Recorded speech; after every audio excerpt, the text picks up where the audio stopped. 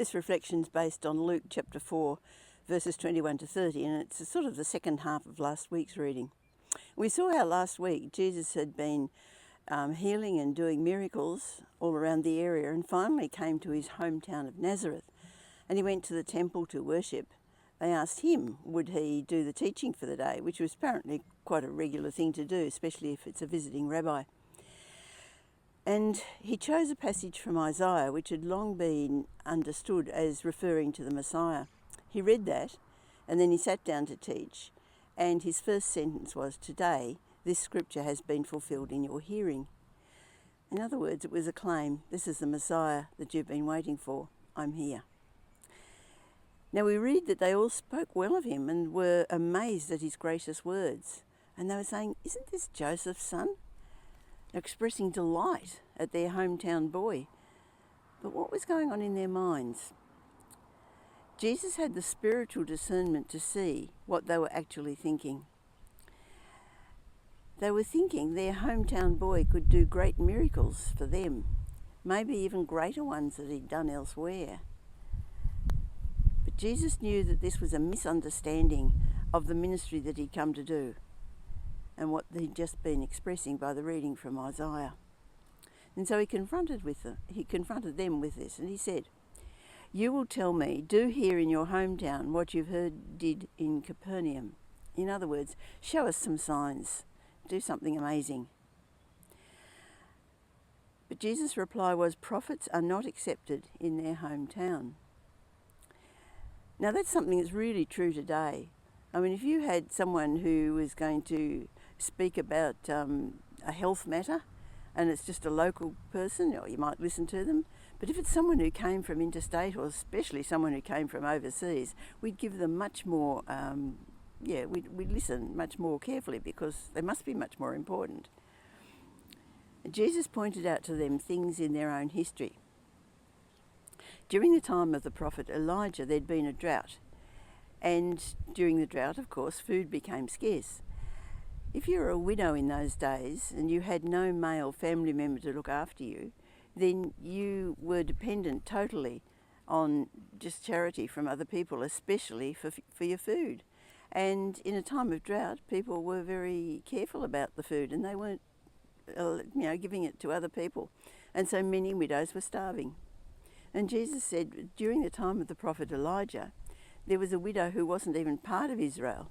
She was up to the north and out of the Israel area that the prophet Elijah went to.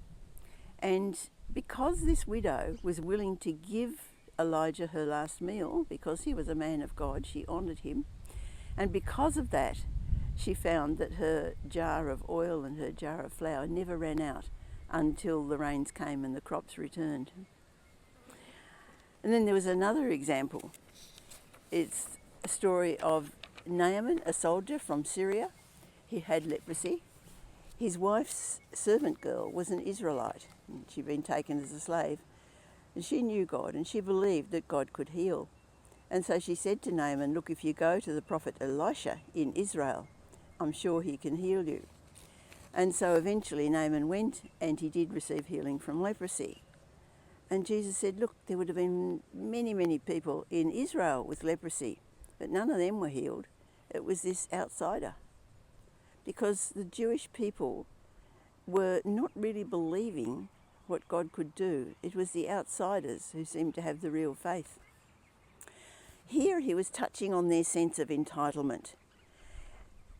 They thought that Jesus should see to all their needs.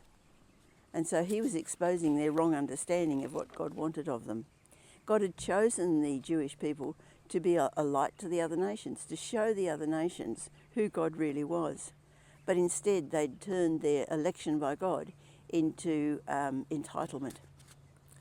It's when Jesus exposed this that they became angry, and they dragged him out of the synagogue and tried to throw him off a cliff. But of course his time had not yet come, and so Jesus simply walked through the crowd, walked away. The message of the gospel is always good news. So people expressed their amazement when they heard what he was saying. But what changed their minds from amazement to anger was when he exposed what they were thinking in their minds. And it's the same today. The message of the gospel is good news for everyone, but it has the effect of exposing what's going on in our minds. One thing that can lead us to reject it is it challenges our way of life. We can be very comfortable with our life, and if the gospel message just calls us to change in any way, we resist. We like the familiar, we like the normal. I know how strong this feeling is during the pandemic when we couldn't meet and we had to wear masks. I just had this sense, I really, really want things to just go back to the way they were. One thing the gospel challenges us to do is to care for the outsiders, people marginalised by poverty, by mental illness, by being of different ethnic background and so on. We don't always want to take this on board. Another thing it challenges us is that we might have to change the way we're living our daily lives. And we often just don't want to change. We like things the way they are. The gospel is challenging because it challenges us to the very core of who we are. And if we stubbornly don't want to change, then we're going to get very angry by the gospel message. Jesus came to bring good news. He came to bring good news to the outcasts, the marginalised, as well as you and I. He came to set us free from the things that hold us back. He came to help us see the world through God's eyes. He came to give us a chance to live with Him after this life is over. It's well worth the challenge. It's well worth whatever He calls us to change. Change my heart.